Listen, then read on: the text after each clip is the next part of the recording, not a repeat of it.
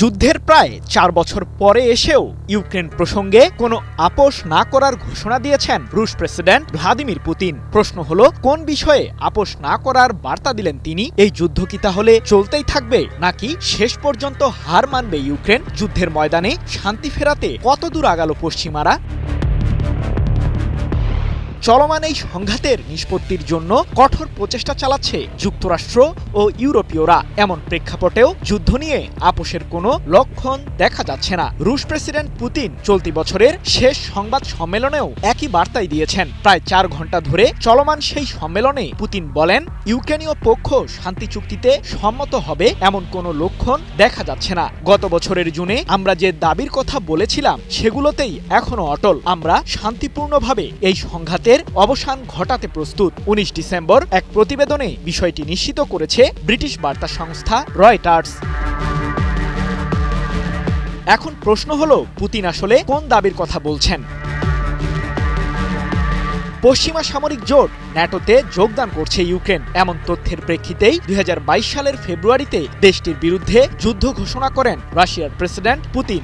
আর Ukraine যাতে কোনোভাবেই ন্যাটোর সদস্য হতে না পারে সে দাবি জানান পুতিন। সেই সাথে প্রায় ৪ বছর ধরে চলমান এই যুদ্ধে ইউক্রেনের যে ৪টি অঞ্চল রাশিয়ার সামরিক বাহিনী দখল করেছে সেগুলো নিঃশর্তভাবে মস্কোর কাছে হস্তান্তরেরও দাবি জানান পুতিন।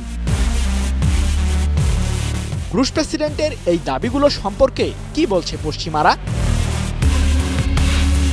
যুদ্ধের ময়দানে শান্তি ফেরাতে সাম্প্রতিক সময়ে বেশ কয়েক দফায় আলোচনায় বসে যুক্তরাষ্ট্র ও ইউরোপের নেতারা, যাতে পৃথকভাবে অংশ নেন রুশ প্রেসিডেন্ট পুতিন ও ইউক্রেনের প্রেসিডেন্ট ভলোদিমির জেলেনস্কিও। মার্কিন প্রেসিডেন্ট ডোনাল্ড ট্রাম্প তো জানিয়েই দিয়েছেন, ইউক্রেন কোনোভাবেই ন্যাটোর সদস্যপদ পাবে না। সেই সাথে রাশিয়ার দাবি করা সেই অঞ্চলগুলো নিয়ে জেলেনস্কিকে আপোষে আসতে হবে।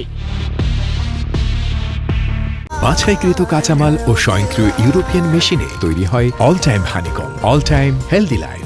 যদিও জার্মানির রাজধানী বার্লিনে অনুষ্ঠিত সাম্প্রতিক ইউরোপ ইউক্রেন বৈঠকে পশ্চিমারা জেলেনস্কির দেশটির জন্য একটি বহুজাতিক সামরিক বাহিনী গঠনের প্রস্তাবনা দিয়েছে, যা ন্যাটোর পরিবর্তে ইউক্রেনের নিরাপত্তার জন্য কাজ করবে, যেখানে থাকবে যুক্তরাষ্ট্রের সামরিক বাহিনীর সদস্যরাও। যদিও এই প্রস্তাবনাগুলো এখনো চূড়ান্ত হয়নি, তবে রাশিয়া যে কোনোভাবেই পশ্চিমাদের এমন প্রস্তাব মানবে না তার ইঙ্গিত বছরের শেষ সংবাদ সম্মেলনেই দিয়েছেন পুতিন।